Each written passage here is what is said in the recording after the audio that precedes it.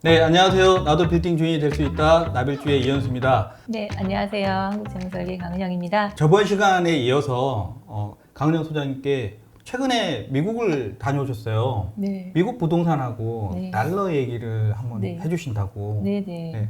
제가 뭐 부동산 회사에 와서 달러 얘기를 하냐 뭐 이런 얘기를 하실 수도 있는데 여기 서초구에 지금 고객분들 중에서 이제 자산가분들 많이 있으신데 그렇죠. 자산가분들은 그 자산의 20에서 40% 정도를 달러로 보유하고 계세요. 네, 맞습니다. 예, 그 달러 보유 방법은 여러 가지가 있는데 그 중에 하나가 또 미국 부동산, 미국 금융자산 투자가 될 수 있는 건데 그 얘기를 오늘 좀 해드리려고 해요.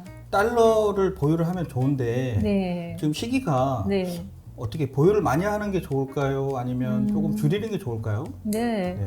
요즘에 뭐 환율이 워낙 높죠. 계속 1380원대를 유지를 하고 있는데요. 일단은 달러를 왜 보유해야 되는지에 대한 생각을 해보시면 좋으실 것 같아요. 네. 올해 4월 13일 네. 무슨 일이 있었는지 아시나요? 전쟁이 났나요? 이란이 이스라엘을 공격을 했잖아요. 아, 네. 네. 그래서 그때 이란과 이스라엘의 관계가 굉장히 악화되면서 제5차 중동 전쟁이 일어나는 게 아니냐 막 이런 위기설이 많이 돌았었거든요.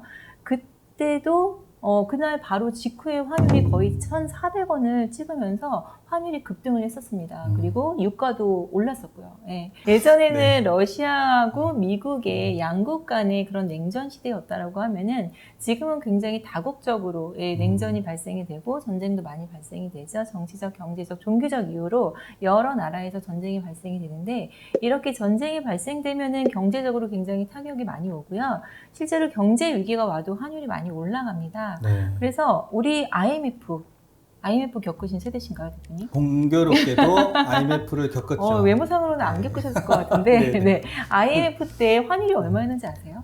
그때 2,000원까지 올라갔던 기억이 나는데요. 네, 맞아요. 네네. 겪으신 세대 많네요. 네네. 네. 맞습니다. IMF 때 원달러 환율이 2,000원까지 올라갔습니다. 그리고 2008년 리먼 브라더스 사태 때는 혹시 얼마까지 올라갔는지 아시나요? 제 기억으로는 1,700원? 1,600원까지 1,600원. 올라갔었습니다. 그리고 네네. 최근에 코로나가 터져서 1,400원까지도 이제 환율이 올라갔었죠.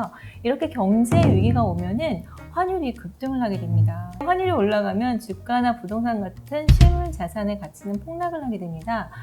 지금 자료에서도 보시겠지만 코스피 지수하고 환율 지수하고 저 그래프를 보시면 완전히 데칼코마니처럼 대칭을 이루는 거를 보실 수가 있으시거든요. 네네. 네, 혹시 빅쇼트라는 영화 보셨나요, 대표님? 저는 보지는 못했습니다. 아, 그러세요? 네. 빅쇼트가 되게 재밌는 영화인데 오늘 한번 가서 네, 보시면 좋으실 것 봐야 같은데 되겠네요. 재밌는 영화이기도 하지만 이 빅쇼트라는 영화가 리먼 브라더스 사태가 터지기 전 금융권에서 어떻게 이제 대처를 했는지에 대한 내용하고 그 경제 위기를 활용해서 어떻게 자산을 형성했는지에 대한 내용이 들어가 있는데 이렇게 경제 위기가 오면은 일단 환율이 급등을 하잖아요. 환율은 급등을 하고 주식이나 부동산 같은 실물 자산의 가치는 떨어지는데 이거를 활용해서 이런 경제 위기 때 또 막대한 부를 형성하는 사람들이 있습니다. 네. 환율이 금융위기 직전에는 환율이 1,000원밖에 되지 않았었거든요. 근데 IMF가 터지면서 환율이 2,000원으로 급등을 했잖아요. 이때 우리나라 먹튀 논란으로 유명했던 한 회사가 있어요. 있죠. 네. 네. 아시죠, 대표님? 너무 부동산을 잘 알죠. 하시니까 잘 알고 계시죠. 너무 잘 알죠. 네. 어떤 회사죠? 너무 유명한 회사죠. 네. 론스타라고. 네, 맞아요. 지금 여기 이제 우리 강남권에 있잖아요. GFC도 론스타가 매입을 했었죠. 맞습니다. 네. 네. 그때는 이제 스타타워라는 이름이었었어요. 그래서 GFC도 론스타가 그때 아주 저렴하게 높은 환율과 떨어진 실물 자산의 가치를 활용해서 굉장히 저렴하게 매수를 했었고요. 그리고 이제 종로에 있는 동양증권 빌딩이나 SKC 사옥도 그때 아주 헐값에 론스타가 매입을 했었죠. 네, 맞습니다. 그랬다가 몇 년 후에 이거를 굉장히 비싼 가격에 다시 이제 매각을 하면서 굉장히 많은 차익을 거두고 우리나라를 이제 떠나게 되죠. 그러면서 이제 뭐 먹튀 논란이 일기도 했었고, 근데 어쨌든 이런 경제 위기를 활용해서 굉장히 막대한 부를 형성을 했었던 거죠. 그래서 우리도 뭐 론스타가 잘한 건 아니지만 론스타가 한 방식을 좀 우리도 좀 차용을 해가지고 달러와 실물 자산을 활용해서 부를 축적할 수 있는 방법이 있습니다. 그게 궁금합니다. 달러를 이용해서 어떻게 부를 더 네. 늘릴 수 있는지 팁을 알려주시는 건가요? 네네. 네, 궁금합니다. 아주 극단적인 예가 될 수도 있겠지만 이게 바로 그 론스타가 채용한 방식이었습니다. 제가 이 그래프를 보면서 한번 설명을 드릴게요. 어떠한 사람이 10만 달러가 통장에 있었어요. 달러도 통장에 있었는데 IMF 터지기 전에는 1,000원이었어요. 근데 IMF가 터진 후에 2,000원으로 급등을 했죠. 네네. 이 10만 달러를 원화로 환전을 한다면 얼마가 될까요? 그럼 2배가 되는 거네요. 네. 그러면은 환율이 2,000원으로 오르니까 2억 원이 됐어요. 네네. 근데 IMF가 터지면서 실물 자산의 가치는 떨어졌죠. 그때 실제로 분당의 아파트가 4억 원에서 2억 원으로 급락을 했었거든요. 네네. 네. 그러면은 이 2억 원을 가지고 분당 아파트 한 채를 살 수 있었겠죠? 야, 그러면 네. 기가 막힌 타이밍이네요. 네네. 네. 이게 환율이 오르기 전에는 10만 달러가 1억 원밖에 되지 않았고 분당의 아파트는 4억 원이었기 때문에 1억 원으로 4억 원짜리를 살 수는 없잖아요. 하지만 환율이 오르고 실물자산 가치가 떨어지면서 이 2억 원으로 분당 아파트를 살 수가 있었어요. 아, 그러네요. 네.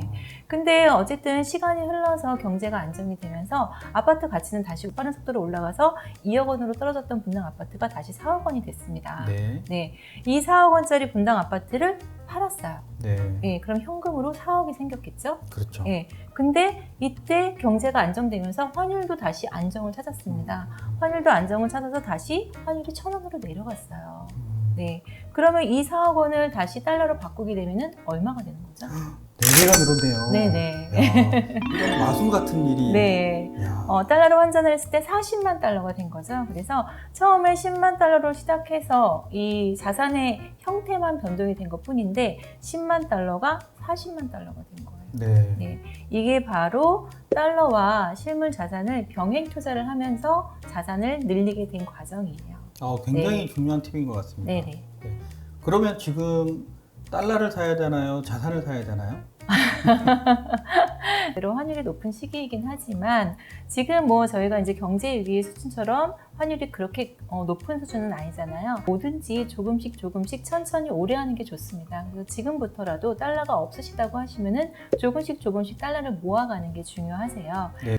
그래서 저희가 그 종합 자산 관리를 해드리고 있잖아요. 저희도 포트폴리오를 만들어 드릴 때 항상 달러를 일정 부분은 보유하고 있도록 그렇게 추천을 드리고 있습니다. 네, 정말 중요한 팁인 것 같습니다. 달러를 그러면 지금은 조금씩 모아가는 타이밍이라고 저는 이해가 되는데 네. 많이 모아져 있는 사람이라면 미국 부동산에도 관심을 가져봐야 될 타이밍이다. 네네. 그렇다면 미국 부동산은 어디에 관심을 가져야 될지 네. 갔다 오셨으니까 네네. 이야기 좀 해주시겠어요? 네. 저도 이번에 미국에 다녀오면서 미국 부동산을